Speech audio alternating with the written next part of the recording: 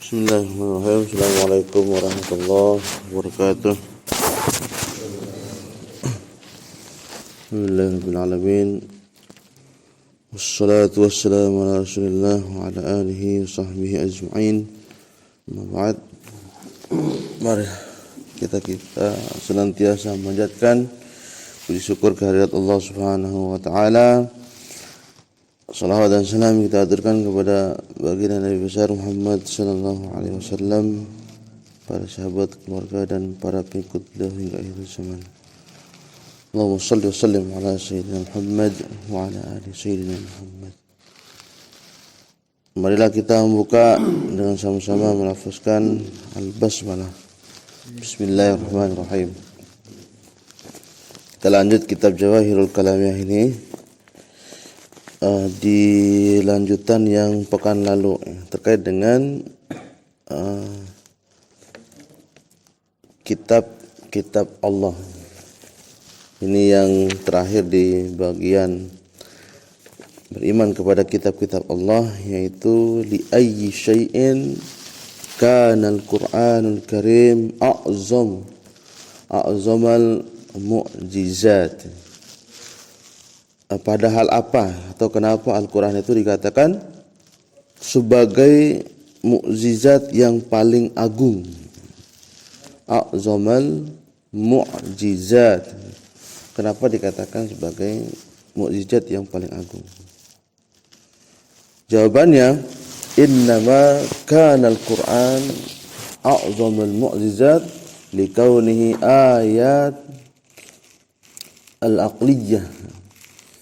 Karena Al-Quran itu dikatakan sebagai a'zamul mu'jizat, kita katakan sebagai mukjizat yang sangat paling agung karena bukti-buktinya yang secara akliyah, yaitu secara rasional maupun ayat-ayatnya itu masuk akal. Ayatun akliyah, yaitu yang masuk akal. Kemudian baqiyatan madad dahri, dan itu kekal sepanjang zaman. Itu masuk akal, kemudian selalu sesuai dengan masa-masanya. Dan ini Al-Quran memang tidak pernah berhenti orang membahasnya. Kemudian selalu setiap zaman itu terbukti apa-apa yang dikatakan, disebutkan di dalam Al-Quran. Banyak hal ya.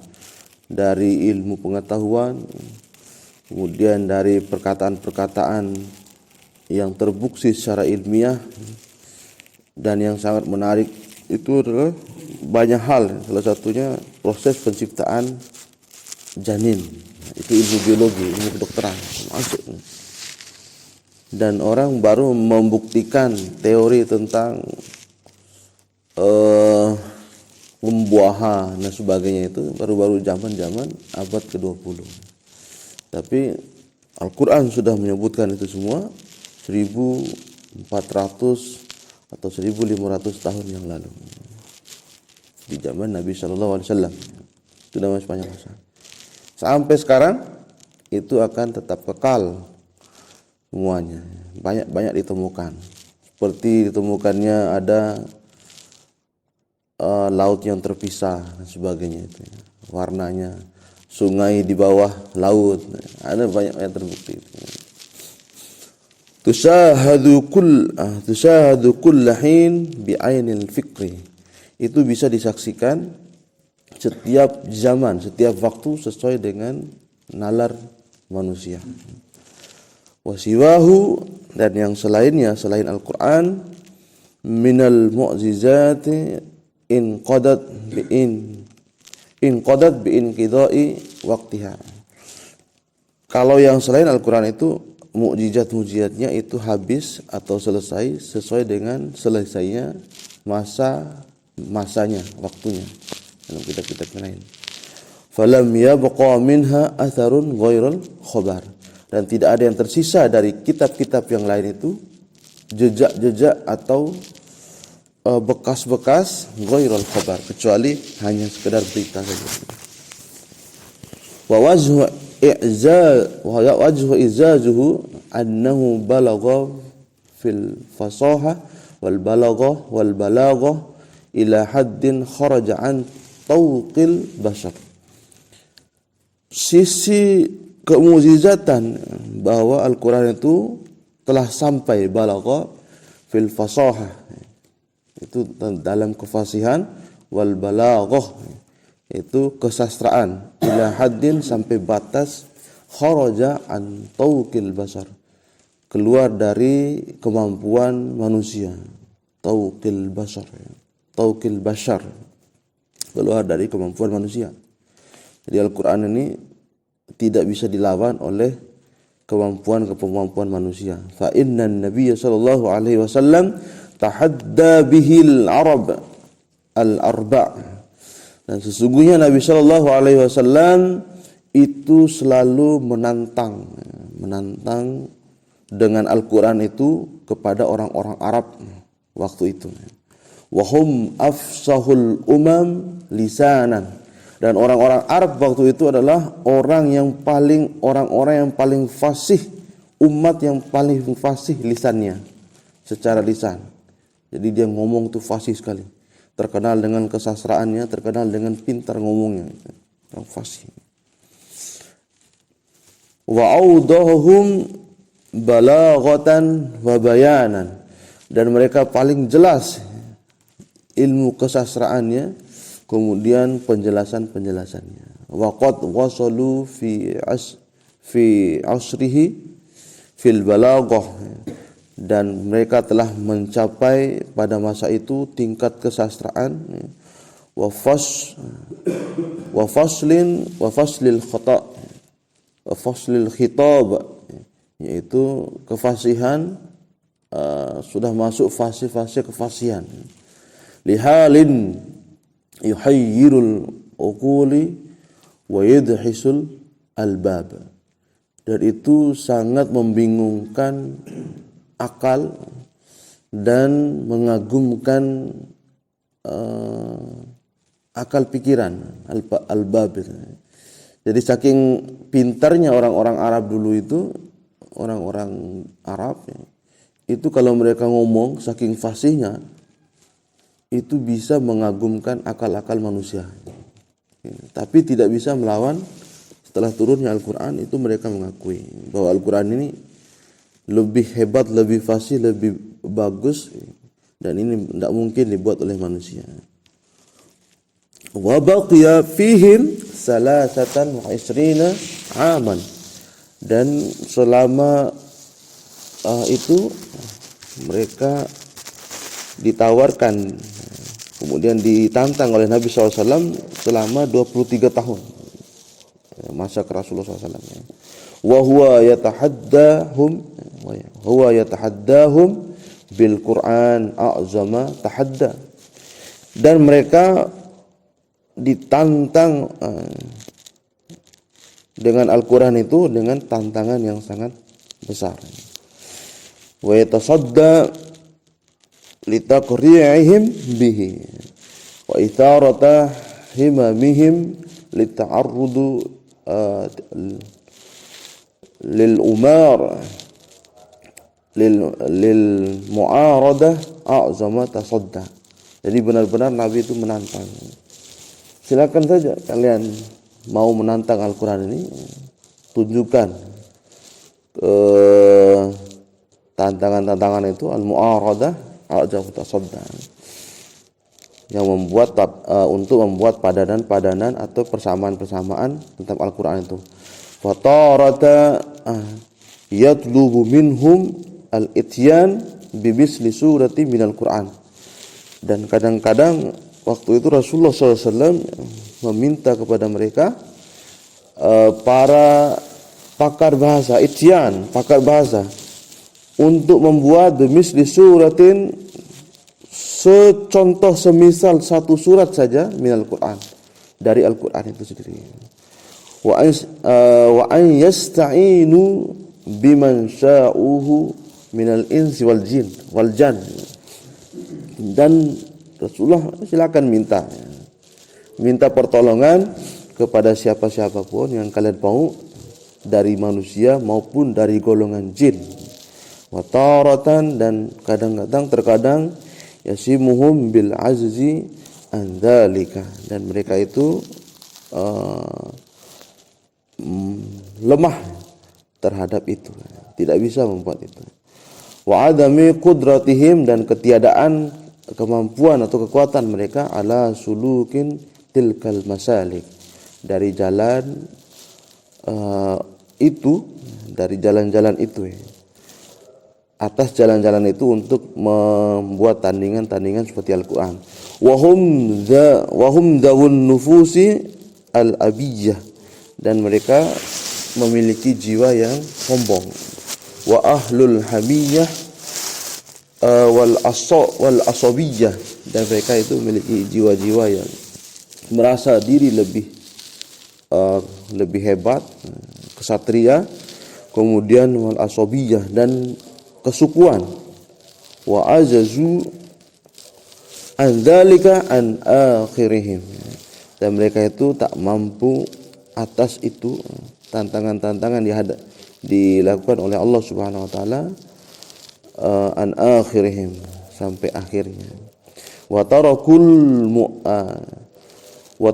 mu'aradatil bil kalam ilal mu'aradatil bil husam, dan mereka akhirnya karena tidak mampu untuk memenuhi tantangan dari Nabi SAW dan Allah Subhanahu wa taala, mereka akhirnya meninggalkan perlawanan dengan kalam, dengan kalam mereka yang fasih-fasih itu, ilal mu'aradati bil husam, kepada menantang Nabi SAW dengan pedang. Hanya menantang dengan pedang. Sudah enggak bisa lawan Nabi SAW karena Nabi itu melawan dengan Al-Quran, maka mereka sudah mengakui kekalahan. Akhirnya mereka angkat pedang, mengancam Nabi SAW. Yang awalnya itu mengolok-olok, hanya sekedar mengolok,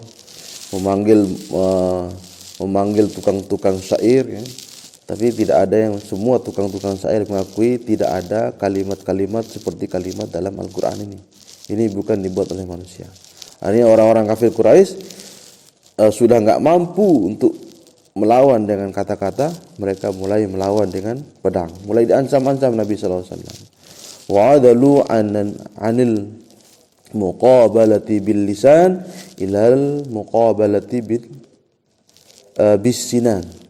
Dan mereka menukar pertentangan mereka dengan lisan menjadi pertentangan mereka menentang Rasulullah SAW dengan bisinan, dengan anak-anak panah.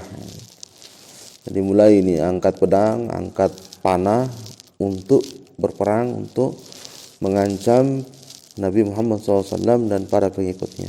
Wahaistu azaza arabul dalikal asri, dan sekira mereka lemah, orang-orang Arab itu dalikal asr, dan mereka itu lemah pada waktu itu. Faman siwahum yakunu a'zaza fi hadzal amri. Apalagi orang selain mereka yakunu menjadi a'zaza, lebih lemah fi hadzal amri, lebih lemah pada urusan ini. Waqad madha ilal 'ad, dan berlalu ilal an sampai sekarang, aksaru min alfi wasalasi mi'ah am, dan telah berlalu 1300 tahun. Ini kitabnya 1300 tahun, tapi sekarang kita sudah 1400, 1500 tahun. Walam yujad ahadun minal bulagha illa wa huwa muslimun auju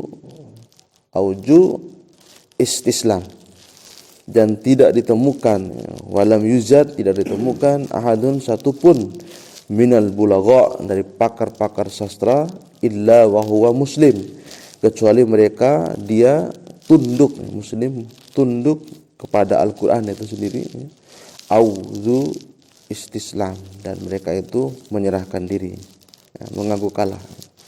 Fadalla ala annahu laisa min kalamil bashar. Dengan demikian, ini menunjukkan bahwa Al-Quran itu annahu laisa min kalamil bashar. Ini menunjukkan bahwa Al-Quran itu bukan perkataan manusia. Jadi tidak ada yang bisa menantang Al-Quran, menandingi Al-Quran itu sendiri. Ini menunjukkan bahwa Al-Quran itu bukan perkataan manusia. Kalau seandainya syair-syair biasa, maka sudah Arab itu orang-orang yang fasih dengan syair-syair, dengan kata-kata. Zamannya syair. Makanya kalau ahli syair waktu itu, zaman Nabi SAW itu didewakan oleh orang. Karena pintar mengolah kata. Bisa karena dengan kata-kata mereka bisa membuat orang tersanjung, terpuji. Dan itu sangat fasih sekali mereka mengolah kata-kata itu. Sangat indah istilahnya. Kalau kita bahasanya puisi-puisi zaman sekarang itu, puisi Ismail Marzuki dan sebagainya, itu sangat enak kita dengar. Dan begitu orang Arab dulu itu hebat sekali bikin puisi. Dan sangat diagungkan oleh orang-orang waktu itu. Jadi sangat hebat kalau orang berstatus sebagai ahli syair. Wa kalamul khaliq, dan Al-Quran itu adalah perkataan Allah Subhanahu wa taala atau firman Allah Subhanahu wa taala, al-quwwah yang memiliki kekuatan, wal qudar yang memiliki kekuasaan. Anzalahu tasdiqan li Rasulillah sallallahu alaihi wasallam wa tahqiqan lima qulihi. Dan itu diturunkan untuk membenarkan Rasulullah SAW dan untuk menetapkan apa-apa yang diucapkan oleh Nabi SAW. Wa hadzal wajhu wahdah kafa fil i'zaz. Ini adalah jalan atau wajah, al-wajhu wahdah, satu-satunya, kafa yang cukup, fil i'jaz, dalam kemujizatan, sebagai bukti salah satu bukti kemujizatan dari Al-Quran itu sendiri. Wa qad indamma li hadzal wajhi aujuhun, dan untuk mendukung dari perkataan ini, wa qad indamma, untuk mendukung mendukung kemujizatan Al-Quran ini, lihajal wajhi, untuk masalah ini, awjuh, beberapa bukti. Ahaduha, yang pertama, ikhbaruhu an umuril mughayyabah zaharat kama akhbara. Ini yang pertama bukti Al-Quran memiliki mukjizat, yaitu Al-Quran mengabarkan tentang perkara-perkara gaib yang nantinya zaharat kama akhbara, yang akhirnya terbukti ke depannya. Jadi Abu Bakar itu orang-orang Arab dulu biasa bertaruh, mana yang menang antara Romawi sama kerajaan Persia. Itu kalau perang. Dan belum pernah kejadian itu orang Persia itu menang terhadap orang Romawi kalau perang.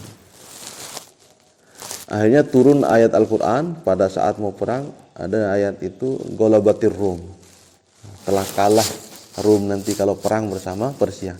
Mendengar ayat ini Abu Bakar langsung taruhan. Belum turun ayat tentang haramnya berjudi waktu itu. Abu Bakar taruhan. Makanya orang-orang Arab itu pada ketahuan Abu Bakar. Kamu ini tidak pernah kejadian orang Persia bisa menang sama orang Romawi. Hanya pas ketika perang, memang kejadian menang Abu Bakar, orang Persia yang menang kali itu. Itu dia ambil percaya pada Al-Quran. Al-Quran mengatakan Romawi itu akan runtuh,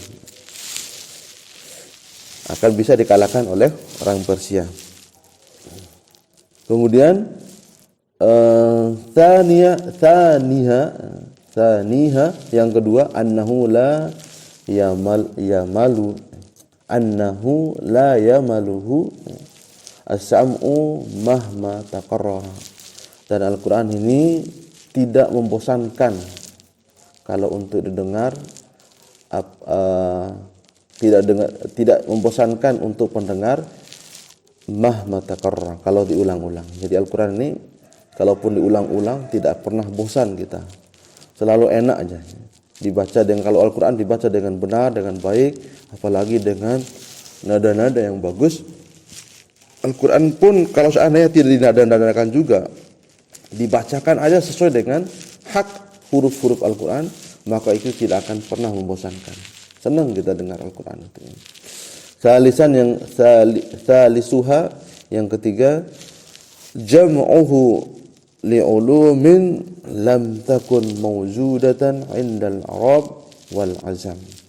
Dan itu Al-Quran menghimpun ilmu-ilmu yang belum pernah ada, lam takun mawjudah, tidak pernah ada, indal Arab, di orang-orang Arab, maupun wal Azam, yaitu orang-orang non-Arab.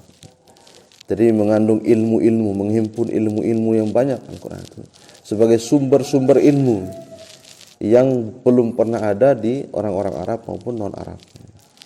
Termasuk ini, saking hebatnya agama kita, dulu ceritanya, kisahnya, kenapa orang-orang barat itu memakai sepatu high heel itu ya, sandal high heel yang ditinggiin. Itu menurut fakta sejarah, ternyata orang-orang Inggris, orang-orang Eropa dulu, kalau mereka mau buang air besar saja, itu kalau pada saat pengen buang air besar kayak anjing, kayak binatang gitu, langsung buang di tempat. Maka banyak sekali kotoran-kotoran mereka sendiri, kayak kotoran-kotoran binatang di jalan-jalan itu. Maka untuk menghindari kotoran itu, mereka bikin pakai sandal yang tinggi di atas itu, untuk menghindari kotoran yang sendiri. Dan Islamlah yang mengajarkan mereka cara bikin WC, kemudian cara buang air besar, cara bikin WC, termasuk air mancur. Itu penelitian-penelitian dilakukan manusia. Dan itu bersumber dari inspirasi atau ilmu sumber-sumber dari Al-Quran. Itu sejarahnya high heel, tapi sekarang high heel itu menjadi tren kita. Padahal itu karena kebodohan orang-orang barat.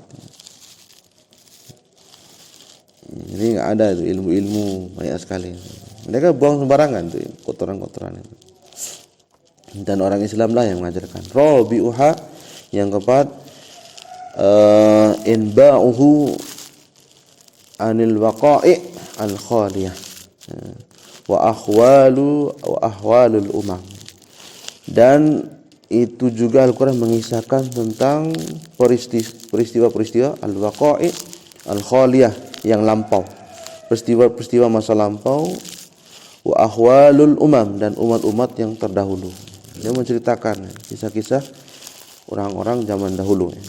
Walhal, padahal anna man unzila alaihi salatu wassalam, padahal siapa yang diturunkan kepada siapa yang diturunkan Al-Quran ini, alaihi salatu wassalam, kepada Nabi SAW, kana ummiyun, padahal Nabi SAW itu orang yang diturunkan Al-Quran kepadanya itu kana ummiyun, yaitu orang yang ummi, yang tidak bisa baca, tidak bisa menulis, la yaktub wa la yuqra wa la yaqra. Dan dia Nabi SAW itu ummiyun, itu adalah orang yang tidak bisa menulis dan tidak bisa membaca. Jadi tidak mungkin bisa menulis sesuatu yang dia tidak bisa lakukan kecuali atas wahyu. Isti'na'ihi an dzalika bil wahyi. Ya, ini bukti kuat bahwa semua itu Al-Quran itu adalah wahyu. Wal yakunu wajhul i'zaz bil qabul akhra.